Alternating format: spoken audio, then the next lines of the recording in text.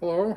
Today I'm going to be doing a edge refresh on a Dovo Fokker Bite. Um, this is a stainless steel razor, and my understanding about stainless steel straight razors is that they're a little bit polarizing within the community. I personally like stainless steel razors, and I'll be talking about my approach to sharpening stainless steel, a little bit about what stainless steel is and my approach to sharpening it a little later in the video. But I often say that I think that razor sharpening in particular is a pretty easy skill for people to pick up. I think just about anybody can do this. And at the beginning of that is to have an understanding of the geometry of a razor, and in particular how that geometry helps you to sharpen the razor properly and develop a good edge that you could shave with. So I actually did a couple of slides to help me explain this. So I'm going to walk over to the computer and continue this discussion in front of PowerPoint. Okay, so I'm going to talk a little bit about how the design of a razor enables you to easily sharpen the razor and maintain it over time. This is quite clever, and it's why I suggest that pretty much anybody can develop the skill of sharpening their own straight razor. As I say, it's very accessible, I think, to anyone because it really is simple and quite elegant by design. So what I'm going to do in this little presentation is simply go through what that is, so hopefully you have a better understanding. What I'm showing here is an outline of a razor, and this is way out of scale, but this is an outline of a razor that you would see if you look into the toe of the razor. So I have you would be looking at the spine here, the edge here, and I've constructed a center line that simply runs through the center of the top of the spine and out through the center of the edge. And this center line is important because it helps you understand the geometry of the razor, and in particular the geometry of the razor when you're sharpening it. A couple of angles that are important to know. The bevel angle is the angle between the two bevels of the edge. And this angle can be calculated when you receive the razor from the manufacturer. You can calculate this angle using 2 out of any 3 measurements of this triangle that I'm showing up here. Now the actual value of the bevel angle isn't that important. It's going to typically be from somewhere between 15 and the bevel angle will be somewhere between 15 and 20 degrees. But what's important is that the manufacturer has decided that this bevel angle gives you optimal shaving quality from the razor. And very late in this discussion, I'll show you why this angle actually does make a difference. But for the moment, you can assume that the maker of the razor knows this and has provided you with something that's optimal. So what's the sharpening angle? Well, after a razor has an edge on it, the sharpening angle is the angle from the bevel as created to this center line. If you don't have a bevel on the razor, then the sharpening angle is the angle from the stone, which is represented from the sharpening stone, a flat stone, which is represented by this line. It's the angle from the stone up to the center line. And I can show you that better in this drawing. So here you have the razor lying on a sharpening stone, and the this aggregate looking stuff is intended to be the abrasive.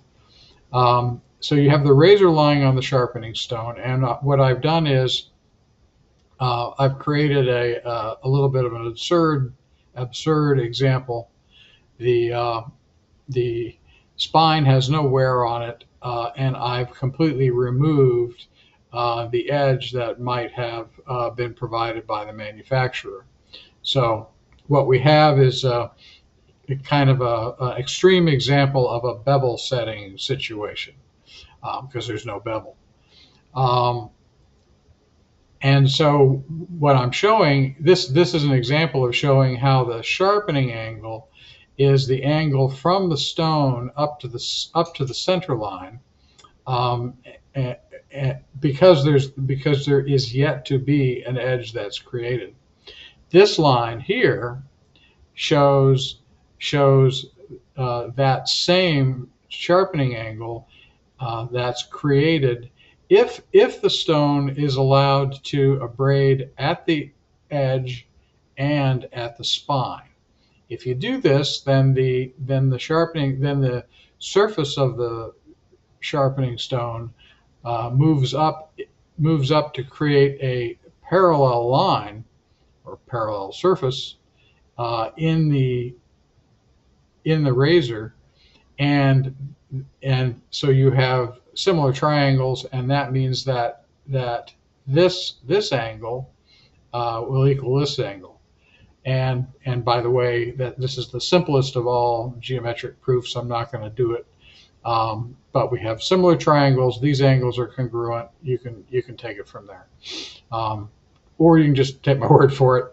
This angle is the same as this angle, so long as the stone abrades evenly into the razor. So let's do that. So here's the result of removing material at the edge, removing material at the spine, and as you can see, the sharpening angle has been maintained. Now, you look at this and you say, wow, first of all, again, a very extreme example, but there are a lot of people who just for some reason don't want to abrade at the spine. And again, my point is that this is elegant. I mean, to have a razor that has its own built-in sharpening guide is really just a very elegant design. When we freehand knives on sharpening stones, when I do that, and I have to set my own sharpening angle, and then I have to hold that angle in order for me to get a nice clean bevel and a nice smooth apex. Here, before I go on, it's important to note that I've abraded away material here at the edge and abraded away material at the spine, and to do that, I need to have equal pressure, or close to equal pressure to accommodate that. More pressure, abrasion goes up with pressure. So if I have more pressure here than I have here, then more material will be removed here than here. Now, in practice, if you use reasonable pressure on the stone, nothing, gorilla-like, you get a very close approximation of this. But I'm getting a little off track, but this is why you hear people doing sharpening videos talk about pressure, is that you not only do you want this profile of a razor, you need to have this edge comes out of the page, right? So this edge needs to be uniform from head to toe, or from heel to toe rather, and you part of how you accomplish that is to have even pressure from heel to toe. along the edge, and even pressure from heel to toe along the spine. So let me move on. Let's talk about, you've decided that you really want to use tape because you've seen people on YouTube videos using tape and they kind of know what they're doing. So let's investigate that a little bit. So here I have an outline of a razor, same outline as before, and I've drawn in the abrasion. I've drawn in a line that represents the abrasion that would be created if you did not use tape. If you let the stone create wear on the spine, then your sharpening, then the result of your sharpening would be this bevel here and this wear here, and you would maintain the original bevel angle as the manufacturer intended. Now, okay, you don't want any wear at the spine. So what happens if you put tape here? Well, if you put tape here, then there's no wear at the spine. So the abrasion only occurs at the edge, and if that happens, then you get a steeper, you get a bevel angle, a bevel angle or a sharpening angle that is from the center line to the stone, that is steeper than if you allowed the spine to wear in. Now, even in this extreme example, you can see that that's not a huge difference when we get down here at the edge. If we look at it same angle, but if we measure it in an area where it's more easily seen, you can tell that this purple line here is the original sharpening angle. This red line is sorry about that. As you could probably hear, I was interrupted by a phone call. So let me review to put myself back where I was when I got the call. If you decide to use tape on the spine, then you can no longer maintain the proportions of this triangle that I'm outlining here. And that triangle is the original relationship defined by the manufacturer of the razor. So you change that when you put tape on the outside of the spine, and I haven't shown any dimension for tape here, so I'm just effectively resting the spine on the stone and not showing any wear. Anyway, when you do this, you introduce an error each time that you sharpen the razor. When you sharpen the razor, the razor gets a little bit shorter, and so the sharpening angle from the center line to the stone increases each time, and that's because the pivot point here out at the spine remains the same. So the distance between the center of the spine and the apex just gets shorter every time, and so this angle shown in red just gets bigger every time. So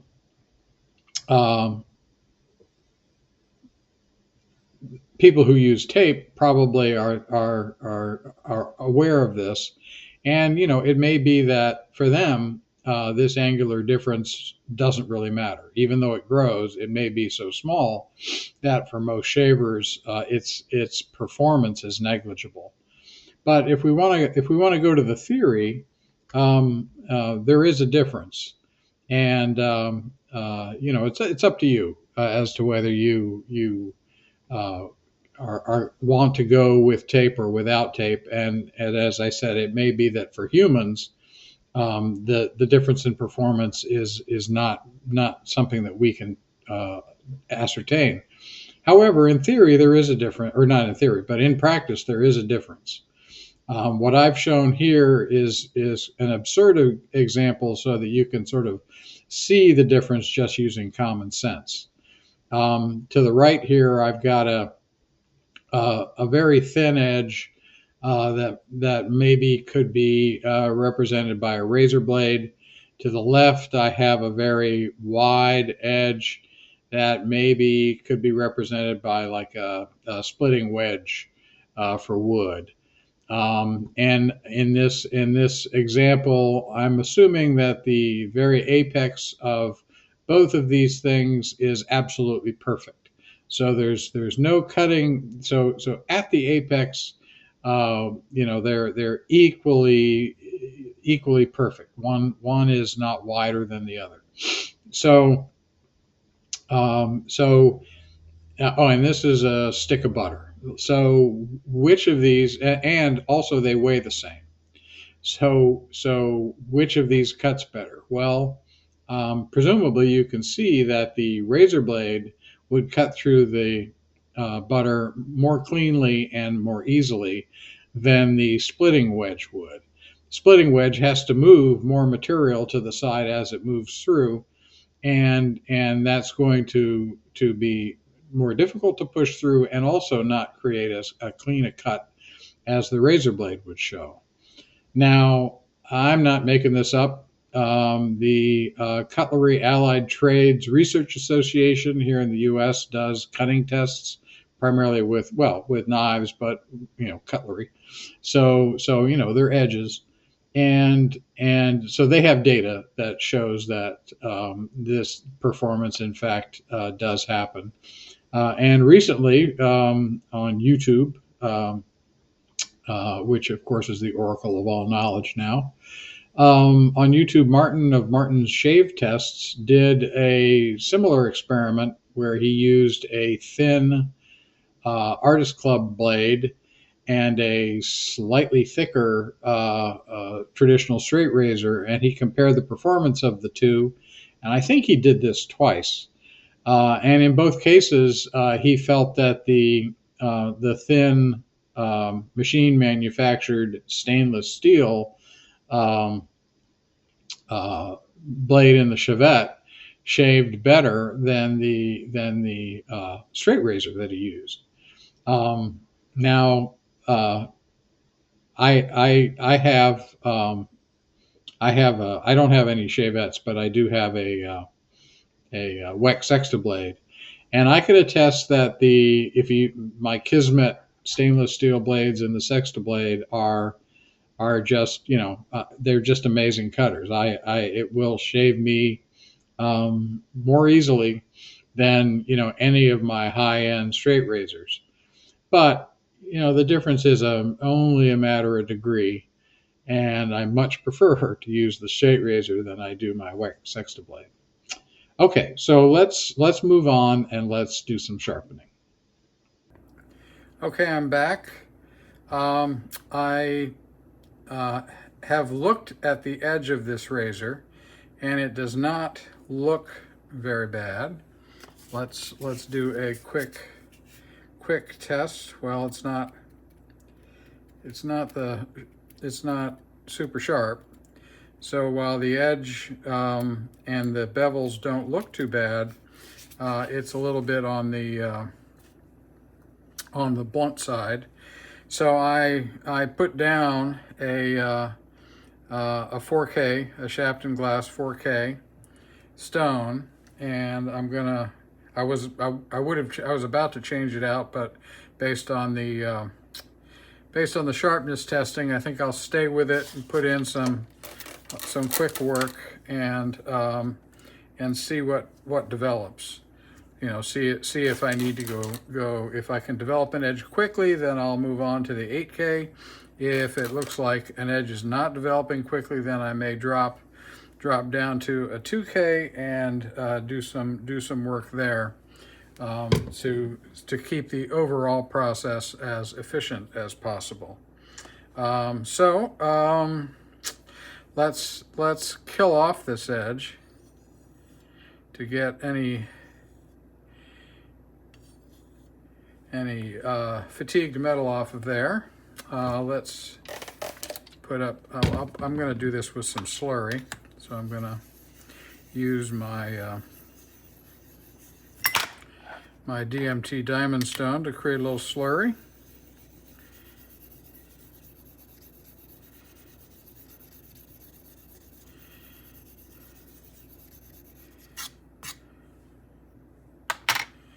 And then we will, I don't want this slurry to be too thick, so we're now gonna dig in and see what we get.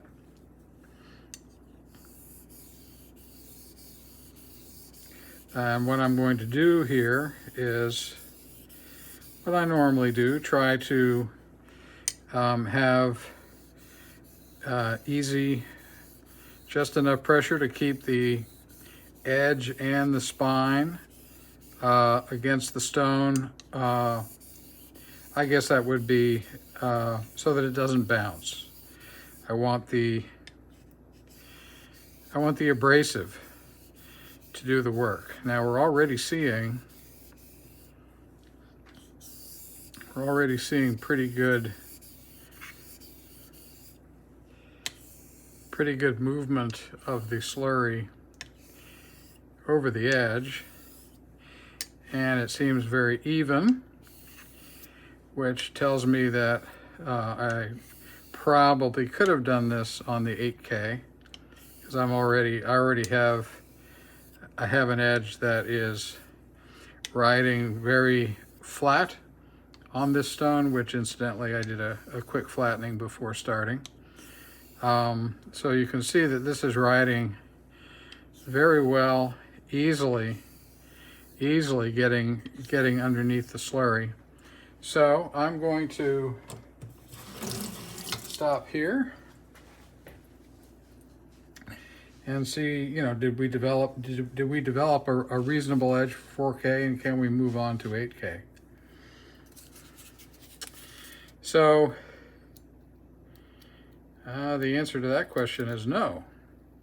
We were moving, but I think we're going to have to do some more. Sorry, I think I did that off camera. Yeah, that should be breaking the surface easily off of this stone. So we're gonna do some more work.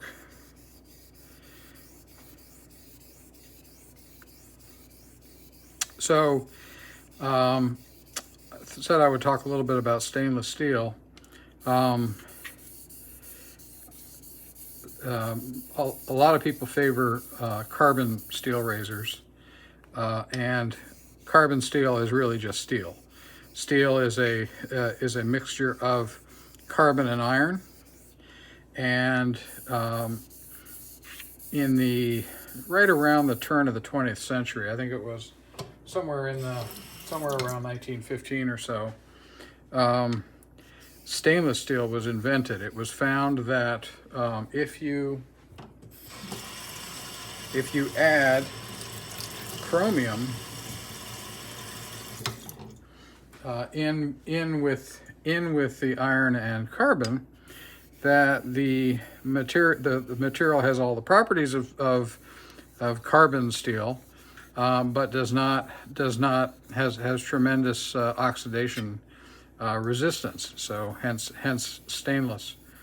And within a very short period after it's being invented, it sort of became used almost everywhere. Now the properties of stainless steel are different. It's a different material. And from a sharpening perspective, given all else being equal, stainless steel tends to be a little bit more scratch resistant than carbon steel is. And so in particular, so you need, in order to handle that additional scratch resistance, one would typically pick an abrasive that that doesn't have any difficulty removing material from a more scratch resistant piece like this one. So I've found doing knives that stainless steel is pretty easily abraded by the aluminum oxide in these stones, most synthetic stones. But the edges that I get with something like a Japanese natural stone on stainless are nowhere near as nice as I can get on synthetic, and that's not true of carbon steel. With carbon steel, edges off of synthetic and edges off of Japanese natural stones are really just exceptional. So I attribute that difference to be the chromium carbides in the stainless steel. Chromium, while carbon steel is not that hard. There's a scratch resistance scale called the Mohs scale, named after Friedrich Mohs, and I should test. So carbon steel is, wow, still not getting there. It maybe should have gone to 2K. Well, I think I'm gonna restart here. Anyway, carbon steel has a Mohs rating that is significantly below a scratch resistance rating that is below the hardness of things like garnet and novaculate and aluminum oxide. Aluminum oxide is harder in terms of being able to scratch. Aluminum oxide is harder than garnet and harder than novaculite, and it's harder than the silicates. The silicates in Japanese natural stones are not particularly hard. So as a group, I think there's some aluminum silicates typically in Japanese natural stones, but they don't make up a large percentage of it. Anyway, the chromium that's mixed into stainless steel is actually a very hard mineral on its own, and like hard in the same ballpark as titanium. Now, when it shows up in the metal matrix of stainless steel, the overall material is not as hard as pure mineral chromium. But those chromium carbides that hang out in the metal matrix, they are little islands of hardness. And what I think is that the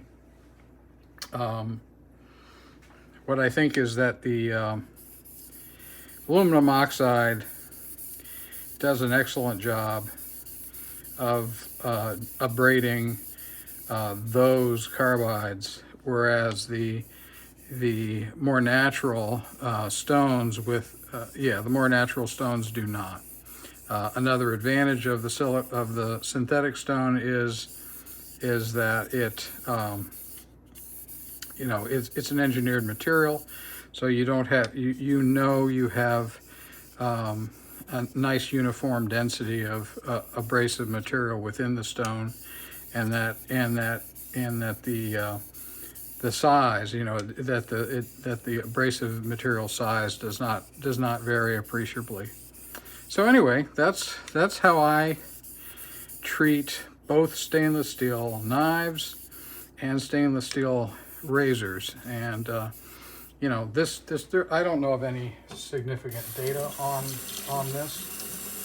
So what I may have said might be just bunk. But anyway, that's my story. I'm sticking with it. So I'm been working this on the 4K. I kind of think, surprisingly, that a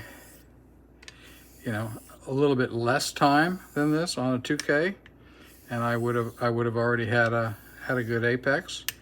But that's the thing with abrasives. And it's why I kind of scoff at the whole, bevel setting thing with people who teach you how to sharpen a razor. Is, bevel setting is no different than what I'm doing here, other than the presumption is you don't have a bevel, and you're creating one using abrasion. And you create a bevel by removing material. Well, and you remove material until an apex is formed. Well, here I don't have much of an apex. I do have an existing bevel, but I'm using abrasion to remove material until an apex is formed. So, a big part of this is simply, what tool do you use to do the job that you want to do? It makes a lot of sense if you don't have a bevel, or if your razor is particularly dull, it makes sense to remove material and get down to an apex faster with a more coarse abrasive. If you already have pretty good bevel structure and you have a reasonable amount of sharpness, then there's no need to go down to a coarser abrasive. And it's really as simple as that. At least that's how I think of it, as being simple. All right, let's test this. Hopefully we are getting there. No, we are not getting there. Wow, I'm really surprised about this. I am feeling slight improvement. I think I'm gonna continue to go a little bit more on the stone.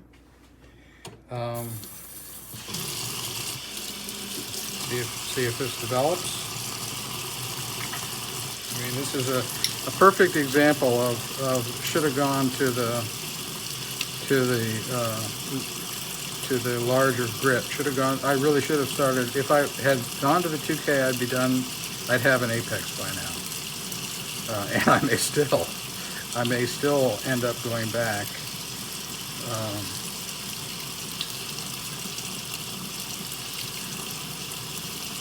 So that I can get going. This is far longer on this stone than I expected to be.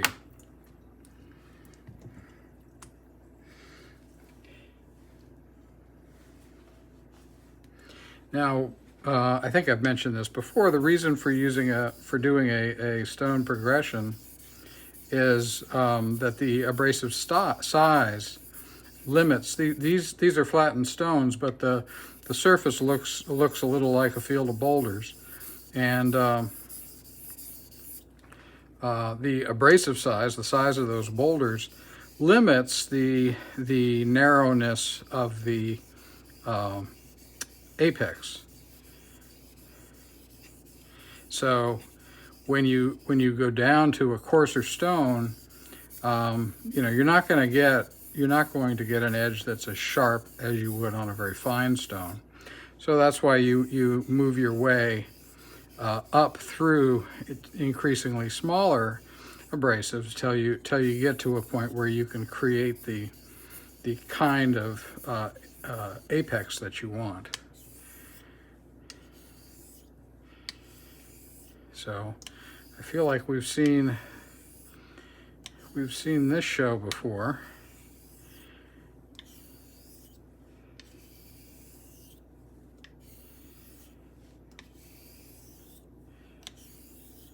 Going to do some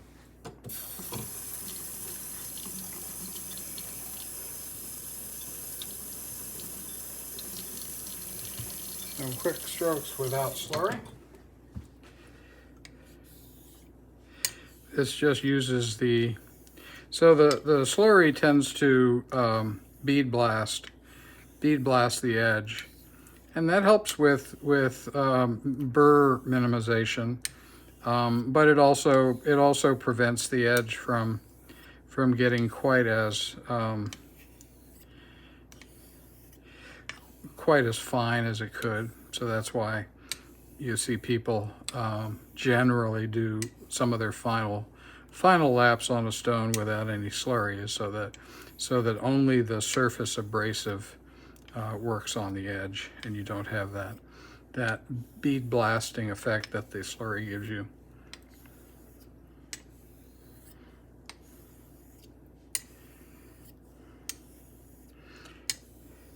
So I'm running a little bit on feel at the moment because the look, if I were just going on looks, I would say, well, I was there a long time ago, but my testing is showing me otherwise.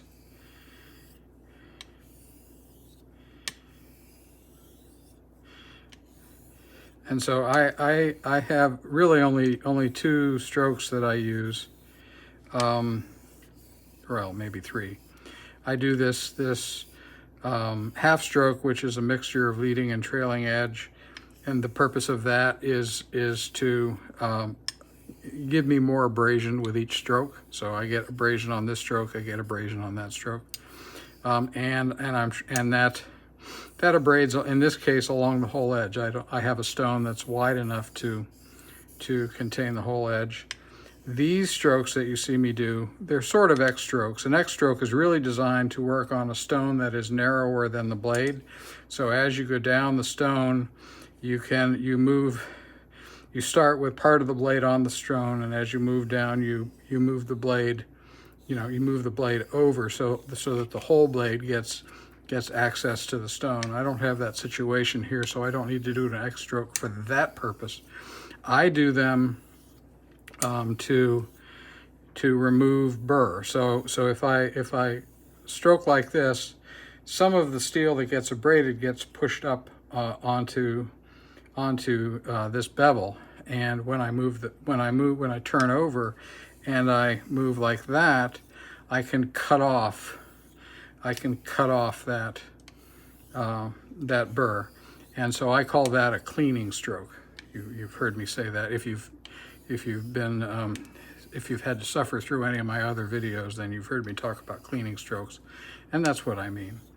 And that's pretty much what I do. I have my edge finishing business where I do just edge trailing strokes, but that's kind of me messing around. That isn't absolutely necessary for a finished edge. All right, let's see how we're doing.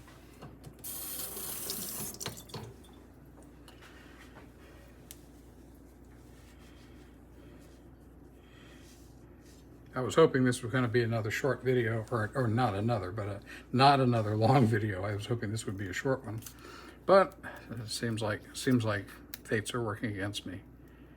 Wow! Oh, there we go. There we go. Oh, sorry, you're not seeing that. I'm so excited.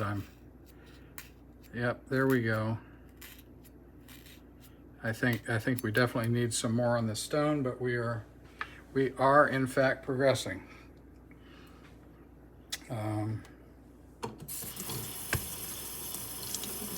Maybe I'll just do a very slight amount of. I think I also need. I don't think I've turned the stone yet, so let's do that so that we get a little bit of wear on both sides of the stone.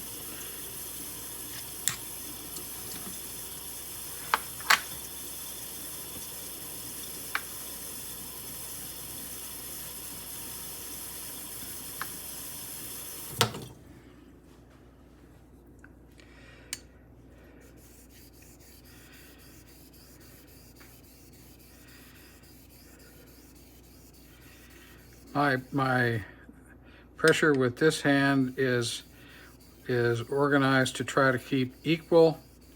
Is not to try to put pressure forward on the edge, but to help keep equal pressure on the whole blade, equal pressure on the spine and the edge.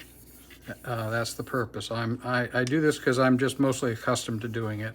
If you watch any of Lynn Abrams' videos, he talks about holding the blade like this so that he can push down with equal pressure. So, there's no magic to what I'm doing. I'm trying to accomplish the same thing others are. I'm just doing it using techniques that are already comfortable to me.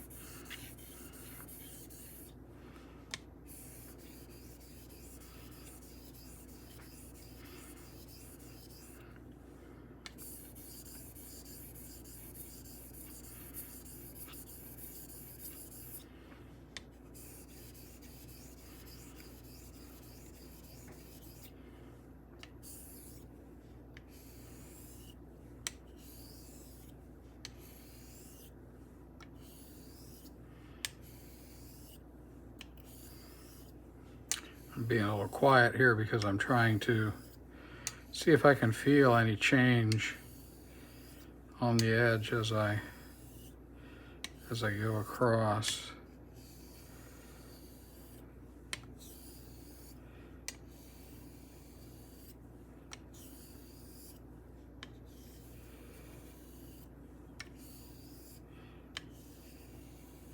I think right there I may have caught something.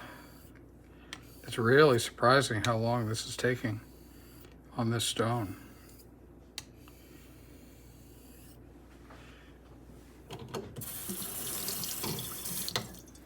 Now the advantage of my extremely complicated technique, which is hone a little, test a little. The advantage of this is my testing tells me when I can, oh, look at that. When I can go, yep, my testing tells me when I can move from one stone to another. Now, and the type of testing that I'm doing here allows me to know, to assess whether I have even sharpness along the whole edge. So, and that's what you want. You want the razor to have a uniform edge, one that is directly under the spine and is uniform in sharpness. And if you have that, then generally speaking, that's going to give you a great shave.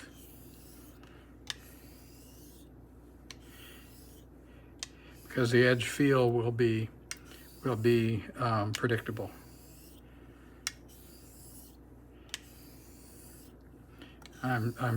So the reason I'm doing more work here is that it's not going to hurt. Whatever work I do here is going to go more quickly than if I did it on the 8K. So I'm doing what I can to refine this edge as much as possible on this stone, so that I don't have to take as much time on the 8K. Now the progression, I don't know whether I said this, but I'm thinking of doing 4K, 8K, certainly, and then the real question is, what do I finish on? Normally I would go with 12K and then some polycrystalline diamond compound on nanocloth.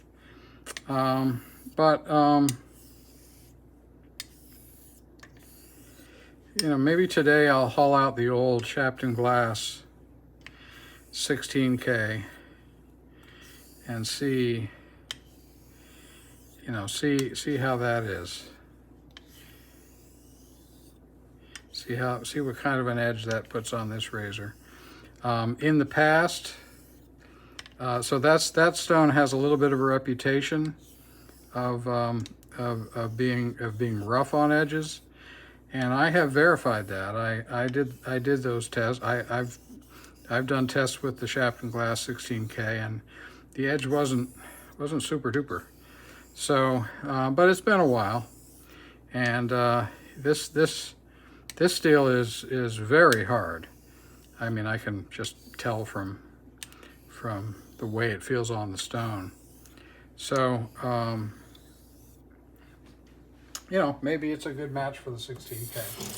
So anyway, I'll decide that as we get closer to it.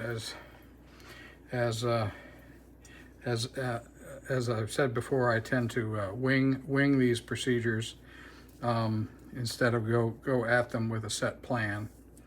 And you've already seen that. All right, so let's see if I made any improvement here with that extra work. And the answer is yes, we did. Oops, sorry. Yeah, that's I would call that better. All right, so now let's move to the 8K, and I'm gonna pause you here. I need to it feels like the heat in the house was set very high, and I'm gonna turn that down, but I will be right back. Okay, I'm back. This is the 8K stone. I have flattened it again, and I'm gonna just get going. Hopefully now that we have restored an apex. This is hard. This steel is hard, so it'll take longer to refine it than it would normally would. But hopefully we don't have to spend as much time on this stone as we did on the 4K. I don't normally, as I've done before in videos, before I've taken a microscope image after every stone, but if I'm not making a video, I don't normally do that. Normally I'll look at it after this stone, after an 8K. So I'll just do sharpness testing to get myself to this point, and then I'll if I know that if I have even sharpness, that I probably have a good scratch pattern across the bevel on both sides. And so when I come off this stone, I typically then check that to make sure that I haven't made a mistake. And most of the time, I mean, obviously this is kind of my process, and I've done this enough that most of the time, I'm okay. But every once in a while, I got to go backwards. So, like the rest of you, I make mistakes. All right, let's 8K. Let's see what happens here.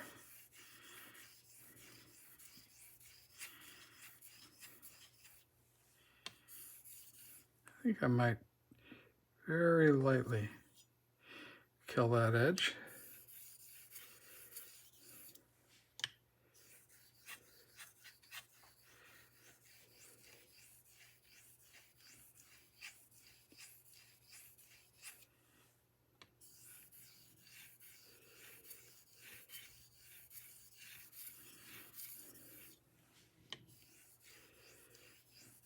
So you can see that something is down there because it's picking up the swarf. Now I have a lot of swarf, so that part is not surprising, but the fact that it's picking up little bits of it on the back and forth is very good to see.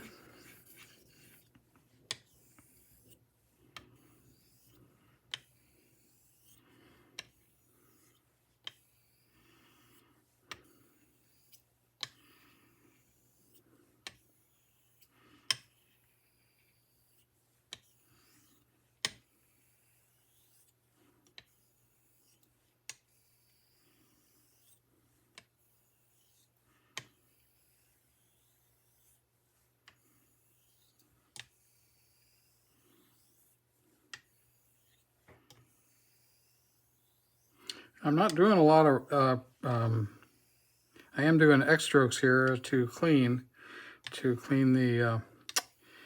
off any burr. Also, I should mention regarding burr that the heavier pressure you use, the more egregious the burr that you create is. And so that's another argument in favor of only using enough pressure to allow the whatever abrasive you're using to do its work.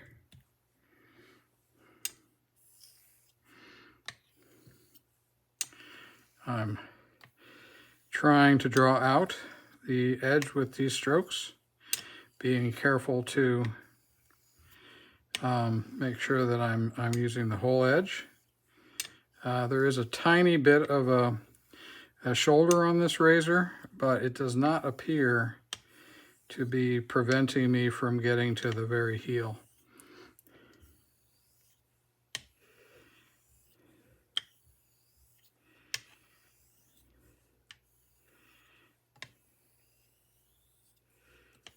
All right, let's do a little.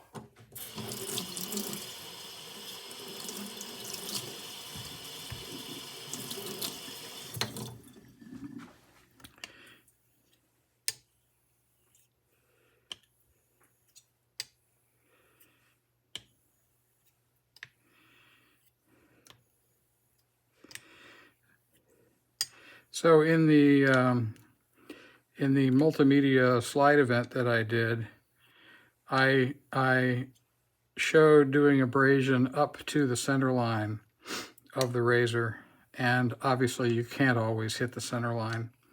However, doing about roughly an equal number of strokes, or giving an equal amount of attention to both sides, and then paying attention to the feel and to the way in which the slurry moves, gets you extremely close to that condition of having the apex right aligned with the center line of the razor.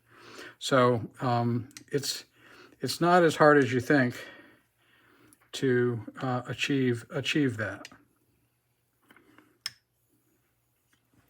All right.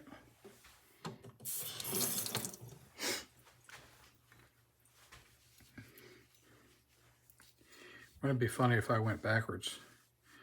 I'd probably end the video.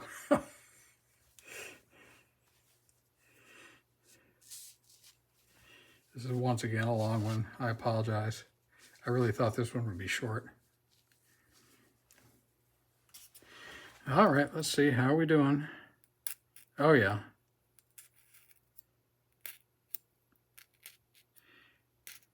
Definitely getting better here. Yes, definitely better. All right, I think I'm gonna do some more of that. Then I'm gonna take a look at it, and then strop it, and then see what we're gonna do next. So let's do a little more of what we were doing. I kind of feel that with this stainless, especially this Dovo Fokker stainless, that I may be as far as I can go without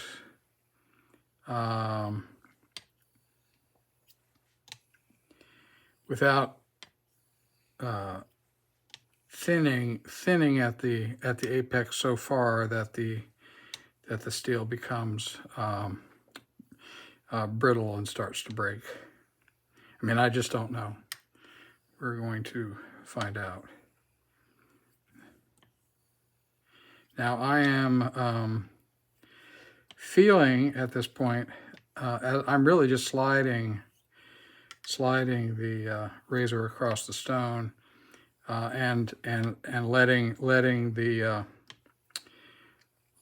edge just ride on it. But I'm feeling a little, even on this 8K, I'm feeling a little of that resistance from what people call suction. Really what's happening is that this motion is driving slurry out from between the edge and the stone. The stone's flat, and so resistance goes up, and it feels as if the razor is being sucked into the stone. You might have even seen a little bit of a stutter start there. All right, enough of this. One can get carried away with this stuff. Well, okay, I can get carried away with this stuff because it's a little bit, just the feel of it is a little bit hypnotizing. All right, so that's dried off. Let's see if we've improved things or not. Oh yes, that's where this should be. All right, that's just what we want to see. Okay, perfect. All right, I'm going to pause you, go to the microscope, go to the strop, and then come back.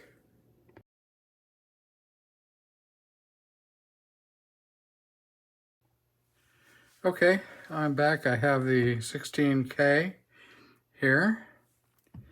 I haven't flattened it yet, so I'm gonna go do that.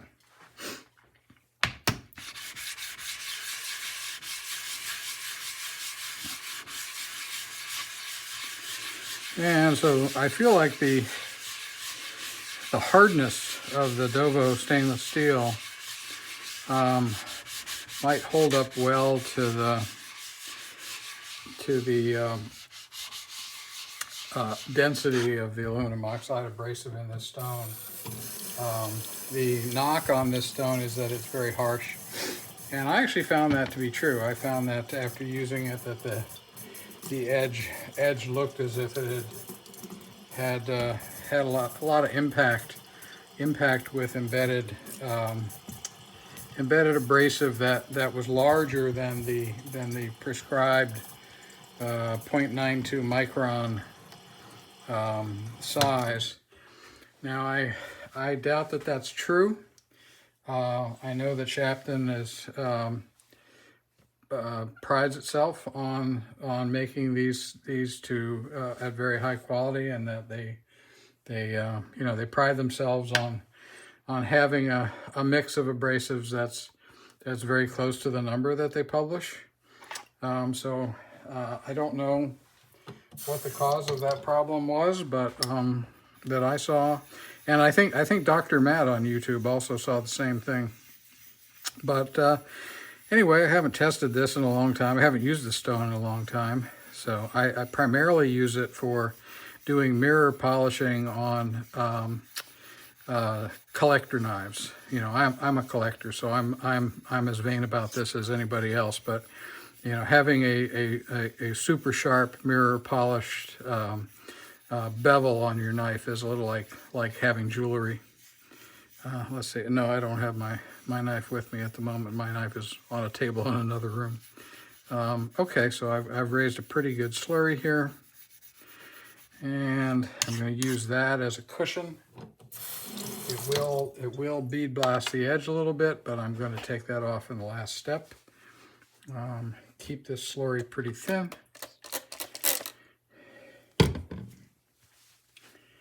Okay, let's see what we get here. I'm going to go relatively slowly to keep the impact, keep the impact soft between the apex and the abrasives in the stone.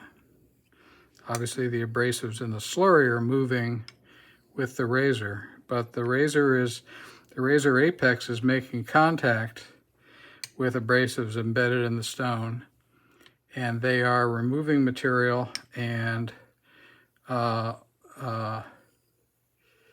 also being dislodged. The movement of the razor, that's part of how a water stone works. Movement of the razor will dislodge abrasive from the top layer in the stone and then expose fresh abrasive. That's kind of a cool feature of this design, is that you always have fresh abrasive to work with.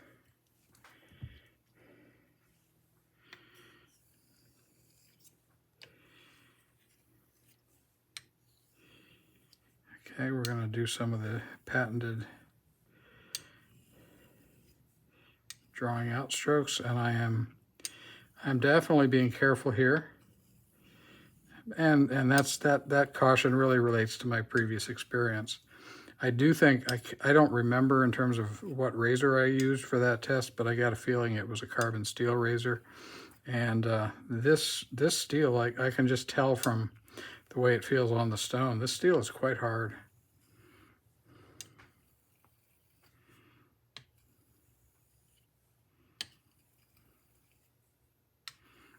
So chromium carbides, that's what it is.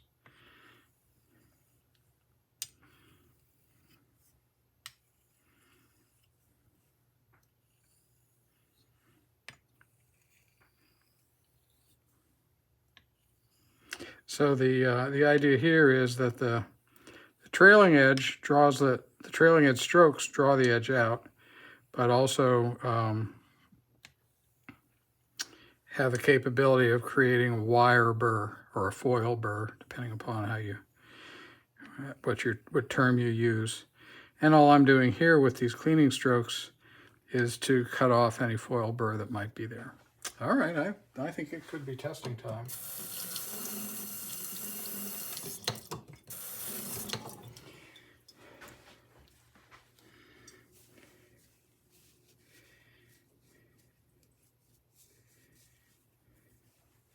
And then the real tale of the tape will be, you know, does this thing look like it was shot at from the side with cannonballs? So that'll be, you know, it may test sharp, but you know, what's the uniformity of the apex look like? All right, so hang on just a second. Okay, let's do our test. Pretty darn good. Very darn good. Yeah, that's feeling very, very good. Yeah. Yeah, so I think we're cooking with gas here. So, all right, I'm gonna pause you and go take a look and see what I can see. Okay, I'm back. I looked at the 16K edge. It looked only okay. I'll show you a picture of that now.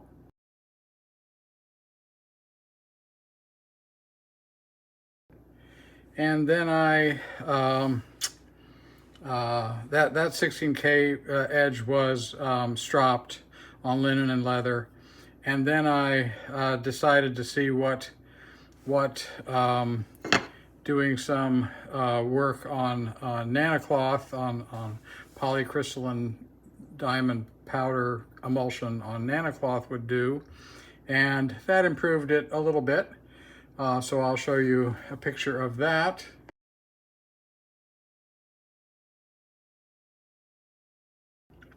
And I think I'm going to stop there. I may do a little bit more stropping of the nanocloth edge, but that's just me playing around.